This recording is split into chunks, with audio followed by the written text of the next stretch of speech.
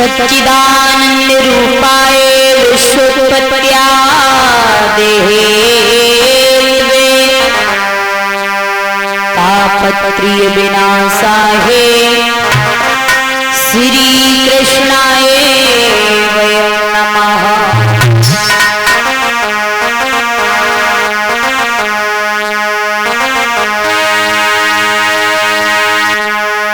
या देवी सर्वभूतेषु ज्ञानरूपेण संस्थिता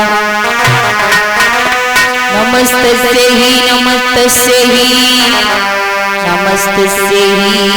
नमो नमः।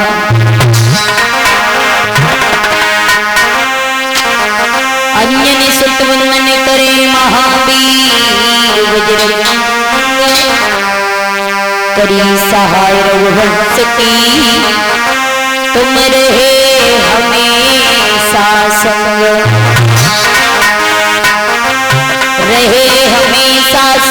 राम की करी सहाय सीता की सुधुलई फेरे गड़लम गजरा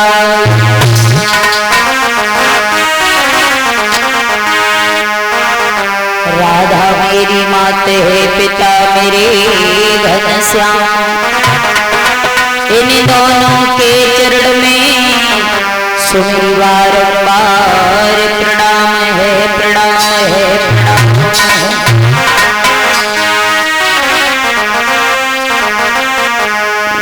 तो आइए ज्यादा समय ना लेते हुए सर्वप्रथम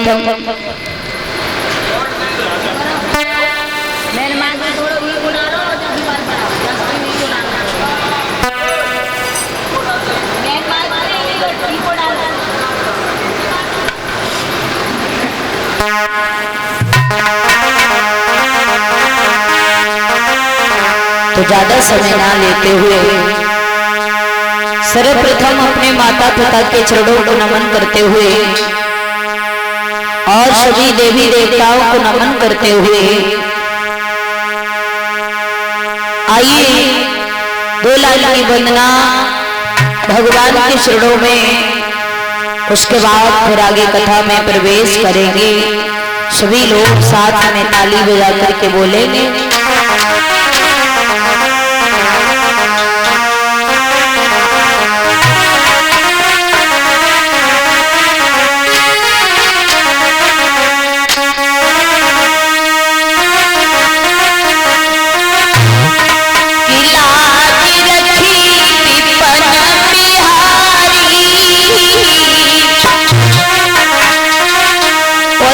प्यारी राधा के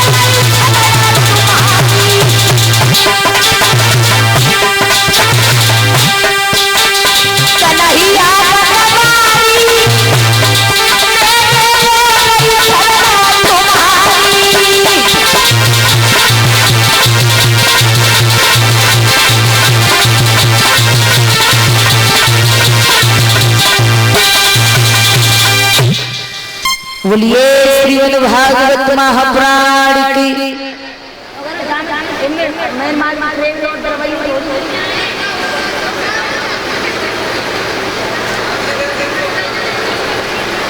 बोलिए श्रीमद् भागवत महापुराण की। सच्चे दरबार की। परीक्षित महाराज की। यज्ञपति महाराज की। नवल्ले मैया की। कलश वाली माता बहनाओं की। अपने अपने माता पिताओं की।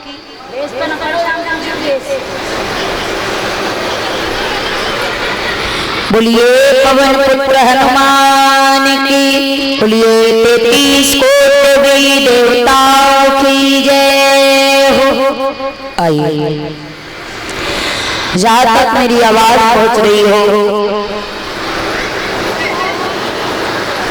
पंडाल में जितने भी हमारे श्रोतागण भाई भाई पिता तुल्य बुजुर्ग,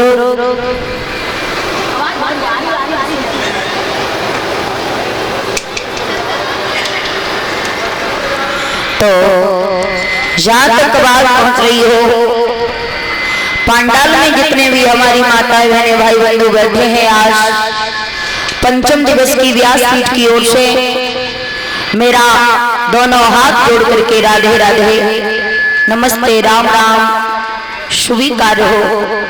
पावन गांव पावन भूमि पर भगवान की अमृतमयी कथा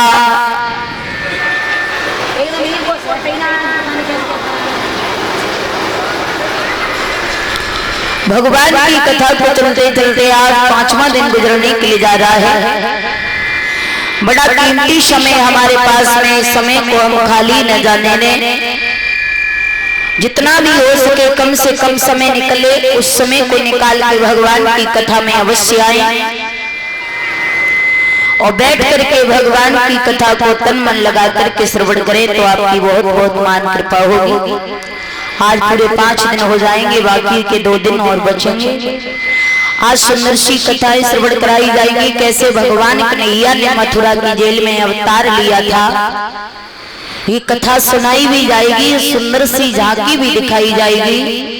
तो सभी भक्तजन आनंद लेने के लिए अवश्य आए।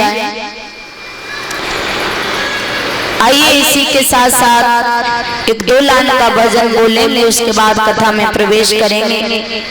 परमात्मा ने बहुत अच्छा शरीर दिया है, मन बहुत चंचल है।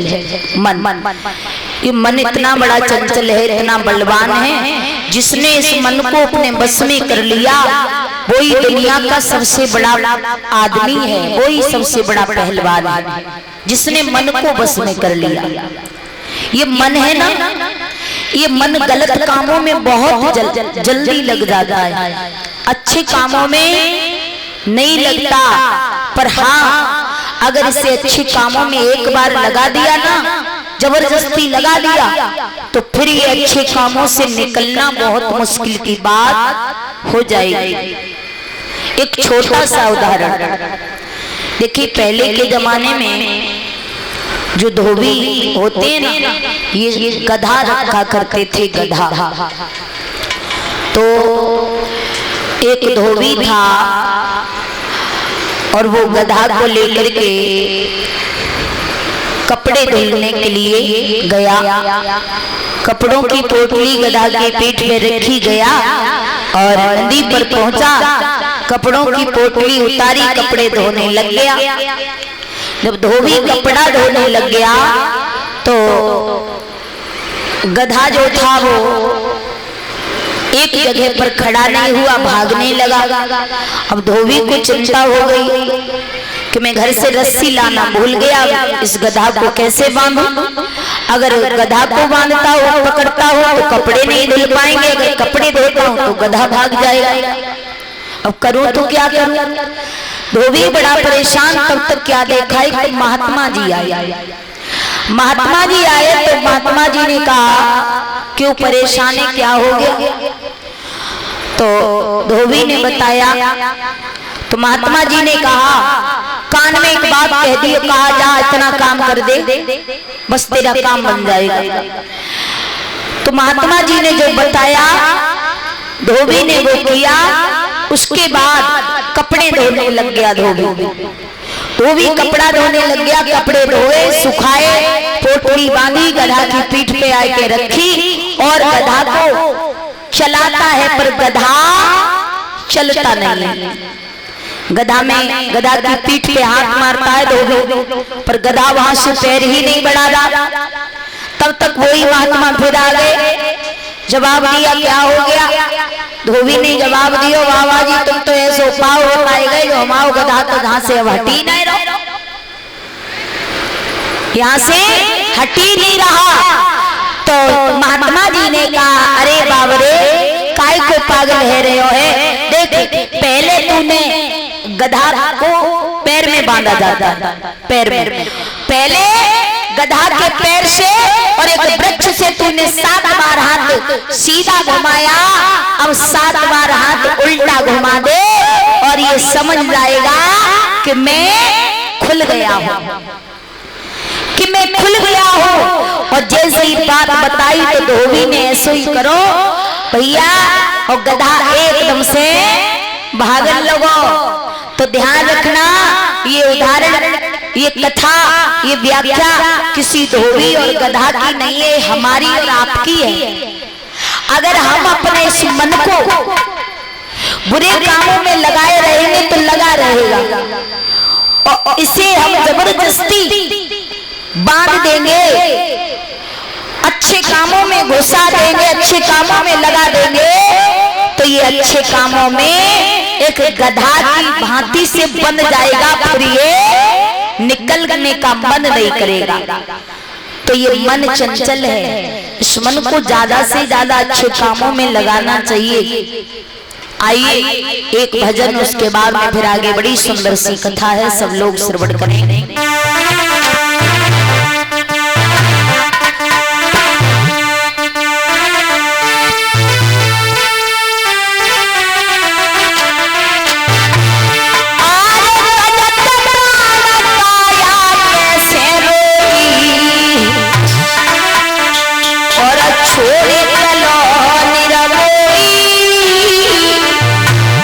और हमने तो जानी काया संग चलेगी।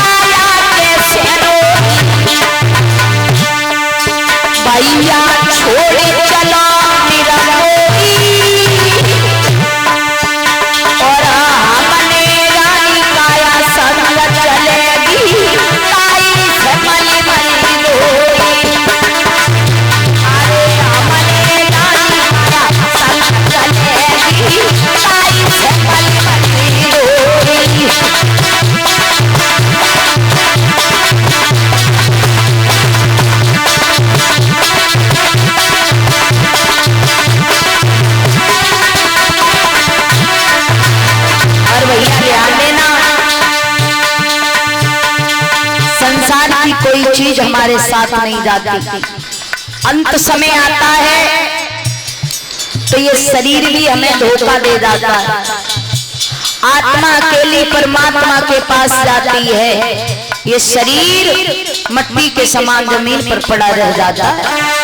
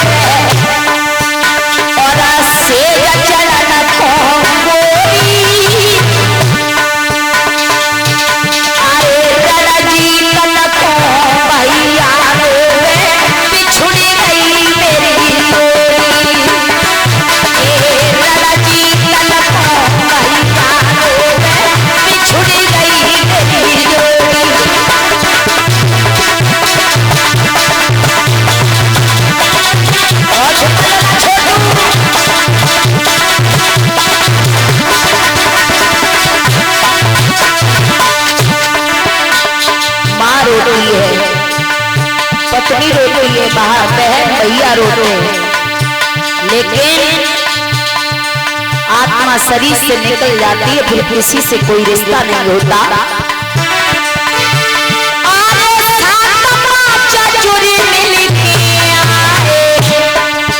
भैया धरो काठी घोड़ी और ले जाइए मरघट में रख दई भूख दई जैसे ओरी, ले जाइए मरघट में रख दई भूख दई जैसे ओरी।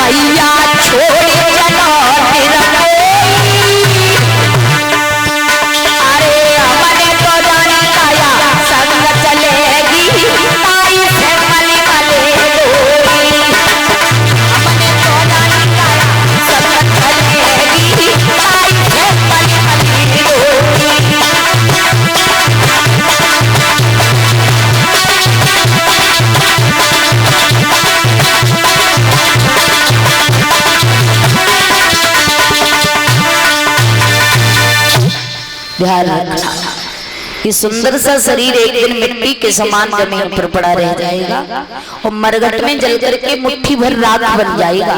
राख इसलिए गर्भ गुमान करना अच्छी बात नहीं है, जितना भी हो सके हमें धर्म कर्म करना चाहिए। आइए ज्यादा इधर उधर की बातों पर गौर न करेंगे, सीधे चलेंगे भगवान की कथा में। और अभी तक आप सुनते रहे सूर्यवंश की कथाएं। सूर्यवंश की कथाएं अभी तक चलती रही और इस भागवत में मैंने पहले ही दिन बताया था, एक नहीं अनेक कथाएं हैं।